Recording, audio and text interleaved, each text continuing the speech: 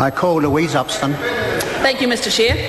This is an absolute delight to speak about the financial review of the Ministry of Education, because there is a once-in-a-lifetime opportunity, Mr Chair, to deliver a brighter future for every New Zealand child. And I'm proud to be working with a minister who has the courage to take the step needed to do that. So before the election, National had promised to deliver national standards, and in December, just before Christmas 08, we passed the legislation that would see national standards in every school, and also legislation to make sure that more of our young students actually attended school.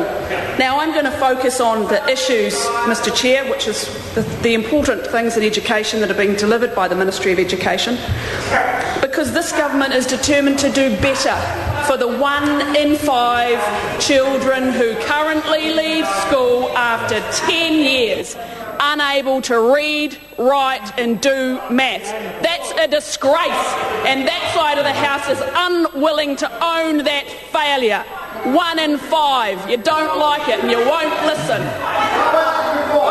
We recognise that a strong foundation in literacy and numeracy is vital. That is the one priority, and that's what the Ministry of Education has been delivering. It's fantastic news. We need our children to be able to read, write and do maths. Unfortunately, Mr Mallard doesn't believe they need to be able to read, write and do maths, which is a great disappointment to this side. So our priority is national standards. They're simply signposts. They describe which year 1 to 8 children, what they should be able to achieve and by when. Yep. Teachers will assess... Order. Sorry to the member. I'm having difficulty hearing. Interjections are fine, but running commentaries aren't. I can't hear the member, so I just ask you to tone it down. Happy with interjections, but not running commentaries. Point of order, Mr Speaker. A point of order, the Honourable Trevor Mallard. Mr Speaker, I wish you did that for the previous speech. Mr Mallard, you were speaking then, and I know that there are interjections, but you were able, and I could hear what you were saying. I do... No. They were constant. I hear where you're coming from. I'm having difficulty hearing this member. Look, quiet please. I'm having difficulty hearing this member, and I'm asking that I can hear her so I know what's being said. Louise up.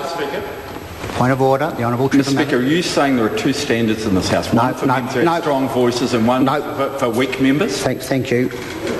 I have made my ruling. I'm asking to tone it down. Interjections are fine, but not running commentaries at such that I cannot hear the member. Louise Upston. Thank you, Mr Chair. Now, just to reiterate national standards, it's quite simple. They are signposts which describe for years 1 to 8, and I've got 3 children year 1 to 8, so this is really important to me as a parent. It's really important to be able to know as a parent, to get the information back from school, to know exactly how my children are doing, and that's exactly what the parents I talk to at school every week are telling me.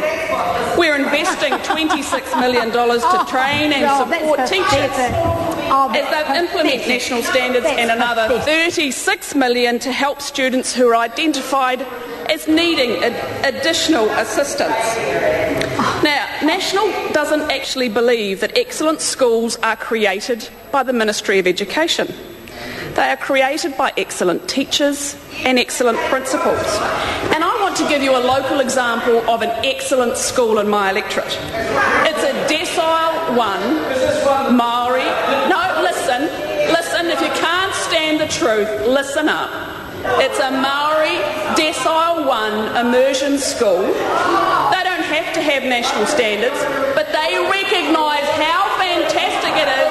They are going to implement their own this year. They know the value that they're going to deliver to their students in their school. It's fantastic news, Mr Chair, and I'm really proud of that school taking leadership and ensuring that their pupils learn how to read, write and do maths. The other thing we also have to crack down on, which unfortunately in 9 years of the previous government they didn't tackle at all, is truancy. We know that we need to have students at school in order to teach them. It's not rocket science really, but unfortunately in 9 years they didn't tackle it, they didn't address it. Look at the 2006 survey, they failed miserably at keeping their kids at school. Well, we're not going to say that that's acceptable. We are taking action on truancy, and we are going to put in an extra $4 million a year. And I've visited schools recently to look, Mr Chair, at the data that each school is able to use with their electronic system. It's fantastic. They get to see exactly where the problem is, they get to see where the students are that are struggling, and they can support those students to make sure and those students are at school.